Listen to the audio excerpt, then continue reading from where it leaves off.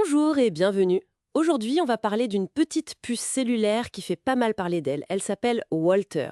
Elle nous vient de Belgique, Mhm. toute petite, open source, et elle n'est pas conçue pour nos téléphones, mais plutôt pour connecter tout le reste à Internet. C'est exactement ça. L'idée, c'est vraiment l'Internet des objets, l'IoT. Alors, on va essayer de voir ce qu'elle a dans le ventre, cette puce Walter. Surtout comme tracker GPS et cellulaire. On s'est basé pour ça sur une analyse vidéo assez poussée de la chaîne YouTube Data Slayer. Oui, une très bonne source. Alors, Walter, qu'est-ce que c'est concrètement? C'est un combo, un microcontrôleur ESP32S3, ça gère le Wi-Fi et le Bluetooth, et puis surtout un modem séquence Monarch 2. Ah oui, c'est quand c'est connu dans le domaine. Exact. Et ce modem gère le cellulaire LTE-M et NB-IoT, et aussi le GPS. Tout ça sur une carte.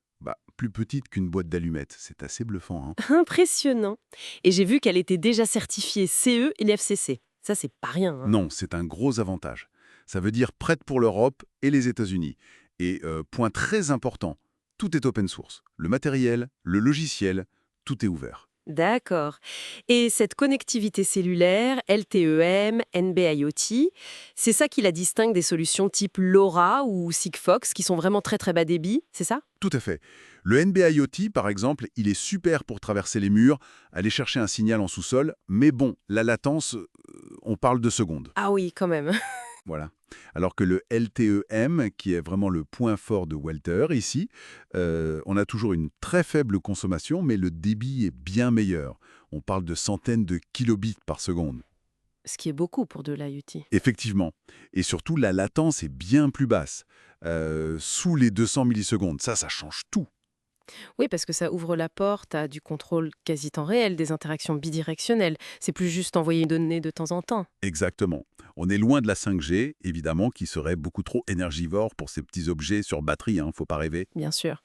Et justement, cette question de l'énergie, elle est centrale. Le matériel est optimisé pour ça, j'imagine. Ah oui, c'est un des gros points forts. Ils ont mis des convertisseurs DC-DC performants, des MOSFET pour vraiment couper l'alimentation des composants non utilisés. Résultat, Data Slayer mesure 9,5 microampères en veille profonde. 9,5 microampères. C'est minuscule, hein. C'est très peu, oui. C'est quand le modem est en mode PSM, le Power Saving Mode. C'est un état de veille très très profond, spécifique à ces réseaux cellulaires IoT. C'est ça qui permet d'imaginer des autonomies de plusieurs mois, voire années, sur une petite batterie. La source insiste aussi sur un autre point matériel, l'antenne GPS. Elle est passive et omnidirectionnelle. C'est important pourquoi? Alors, pour un tracker, c'est crucial. Passif, ça veut dire que sa consommation est stable, prévisible, pas comme une antenne active qui peut varier. Et omnidirectionnelle, ça veut dire qu'elle capte le signal GPS, quelle que soit l'orientation de l'appareil. Ah, pratique, hein? Même s'il est retourné au fond d'un sac ou autre. C'est l'idée. Ça maximise les chances de choper le signal. L'antenne LTE, elle, est une Tao Glass, garantie 10 ans en niveau de disponibilité, donc c'est du sérieux aussi. Ok. Et pour se connecter au réseau, elle est livrée avec une SIM, c'est ça? Une SIM Soracom? Oui, une SIM Soracom est fournie, c'est une SIM M2M, donc faite pour les objets connectés. Mais il y a des alternatives intéressantes, notamment un modèle appelé Once. Once? Oui. L'idée, c'est on paye une fois, environ 10 dollars, et on a 10 ans de connexion et 500 mégaoctets de données, en LTE-M ou NB-IoT, partout dans le monde. 10 ans pour 10 dollars, Oui. c'est très agressif comme tarif. C'est très intéressant, oui. Surtout que ce plan supporte le PSM et le DRX, les modes d'économie d'énergie essentiels dont on parlait. D'accord. Et sinon, il y a aussi la SIM hologramme Hyper, c'est plus classique. Voilà, ça c'est du paiement à usage. La SIM coûte environ 3 dollars, couverture mondiale aussi, et on a accès à un tableau de bord pour suivre la conso, etc. Bon, et en pratique, comment ça marche? Les tests de Data Slayer, ils donnent quoi? Alors, premier test, dans un appart, près de la fenêtre. Connexion LTE, rapide, et le GPS accroche sans problème, avec la vue sur le ciel.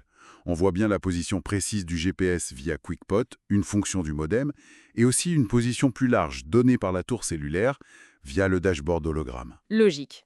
Ensuite, en voiture, en mouvement? Oui, pareil, connexion LTE quasi immédiate.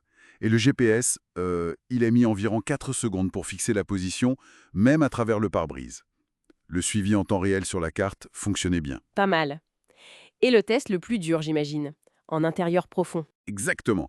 Dans une cage d'escalier, en béton bien épais, sans fenêtre. Et là, c'est intéressant, la connexion LTEM ou NB-IoT, elle passe toujours. Ah oui, oui, ça confirme la bonne pénétration de ces réseaux. Tout à fait. Donc, on a une localisation approximative grâce à la cellule opérateur, mais, et c'est le point clé, euh, évidemment, pas de signal GPS. Zéro.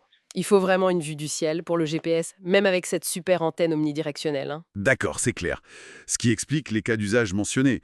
Des bouées en mer, des vélos électriques, le suivi de chevaux, des trucs qui sont souvent dehors, quoi. C'est ça. En résumé, Walter, c'est une solution vraiment très prometteuse pour l'IoT. Faible conso, LTEM performant, l'antenne GPS bien pensée, l'aspect open source.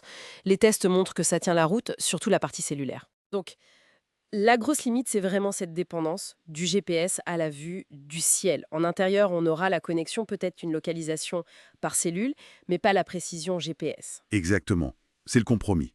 Et bien sûr, si on est dans une zone complètement blanche, sans aucun réseau cellulaire, Walter ne sert plus à grand-chose. La source mentionne d'ailleurs des alternatives pour ces cas-là, comme Meshtastic. Oui, qui utilise des réseaux radio longue portée différents, comme sur le tracker Houdini M1 par exemple. Voilà. Alors pour finir, au-delà de suivre des colis ou des vélos, on peut se demander au-delà, cette capacité à connecter plein de petites choses partout pour pas cher et sans vider les batteries. Comment ça pourrait changer plus discrètement notre interaction avec le monde physique? Est-ce que ça ouvre pas de nouvelles portes, mais peut-être aussi de nouvelles questions à se poser? C'est une excellente réflexion pour conclure, effectivement. Ça dépasse le simple tracking.